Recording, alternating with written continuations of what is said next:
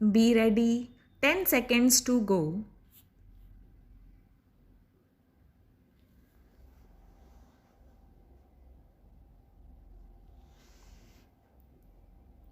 Start. Honorable members of Parliament, I convey my warm greetings on the occasion of 70th anniversary of the adoption of the Constitution of India to all of you and to all our fellow citizens in India and abroad. It was 70 years ago on this very day that in this central hall itself, through the members of the Constituent Assembly, we, the people of India, adopted, enacted, and gave to ourselves this Constitution.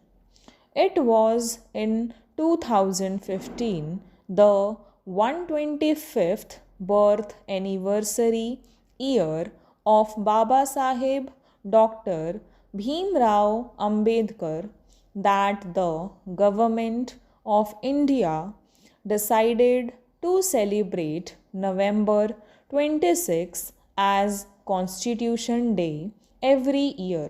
This is a commendable initiative to reiterate our gratitude to the chief architect of our Constitution.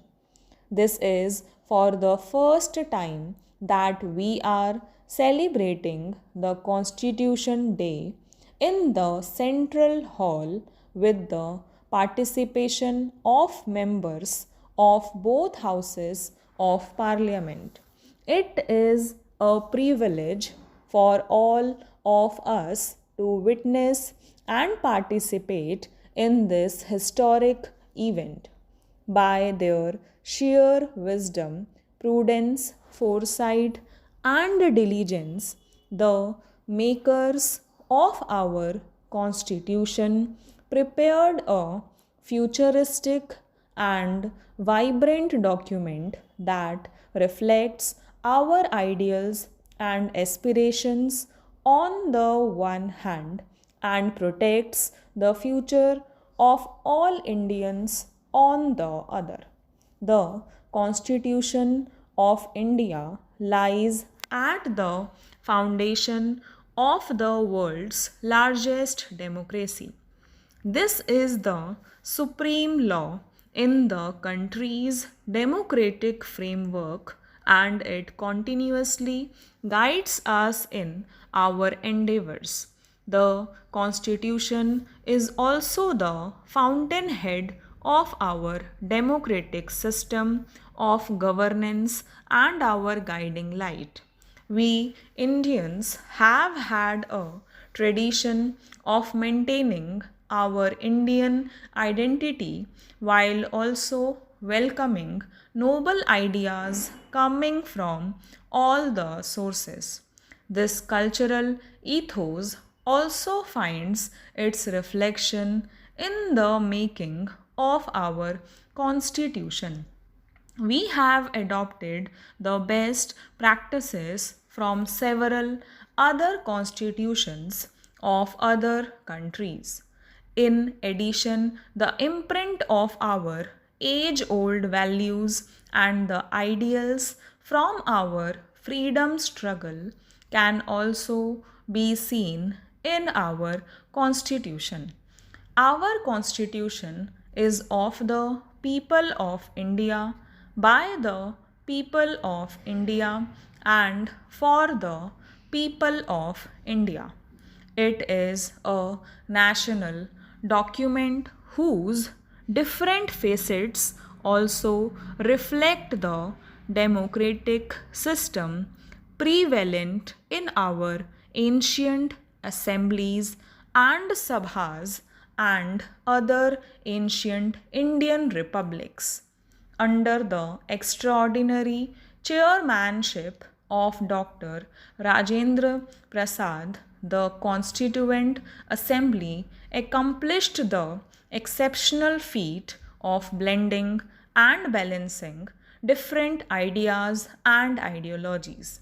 The drafting committee, under the chairmanship of Dr. Bhimrao Ambedkar, displayed unparalleled prudence, honesty, grit, and diligence.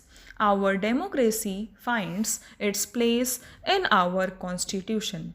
To ensure that the Constitution remains relevant over time, the makers of the Constitution also incorporated provisions allowing future generations to make necessary amendments as may be deemed necessary.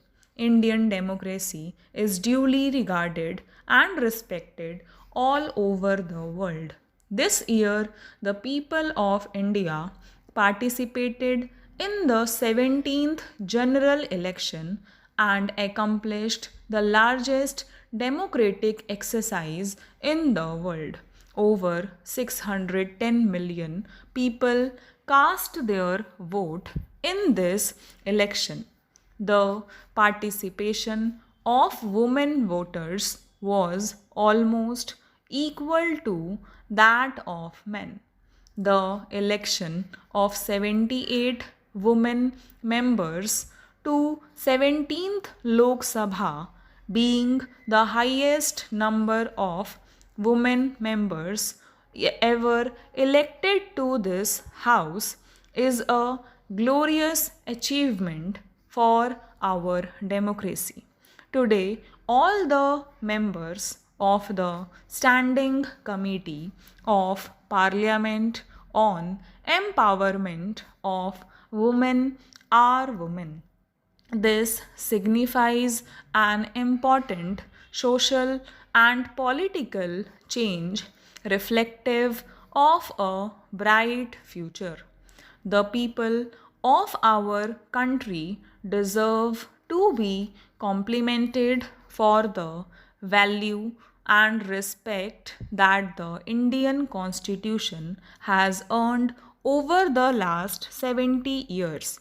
Likewise, the three organs of the union and state governments, that is, the legislature, the executive, and the judiciary, deserve to be complimented for the same.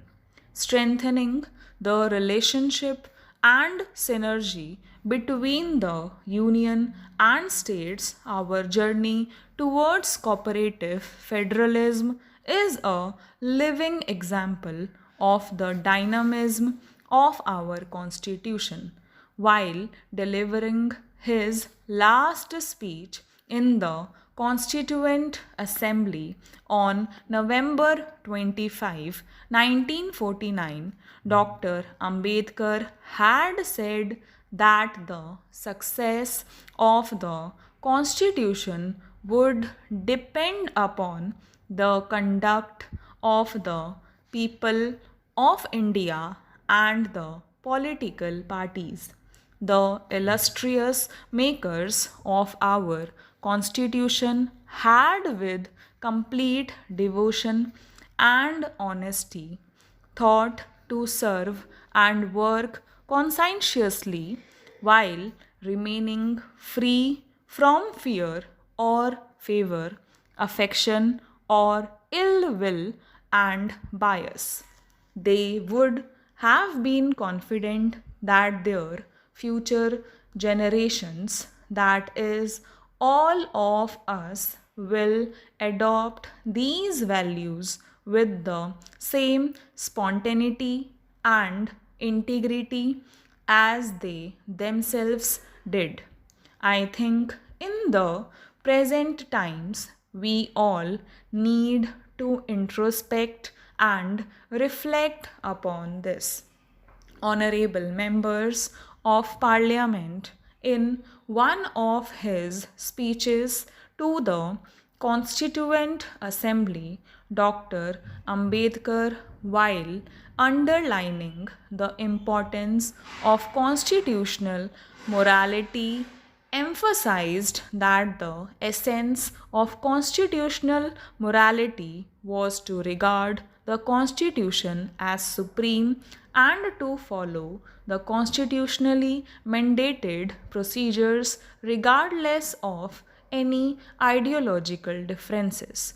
All the three organs of the state, persons gracing the constitutional posts, members of the civil society, and common citizens of India are expected to abide by constitutional morality. According to our Constitution, it is the duty of every citizen to abide by the Constitution and respect its ideals and institutions. Stop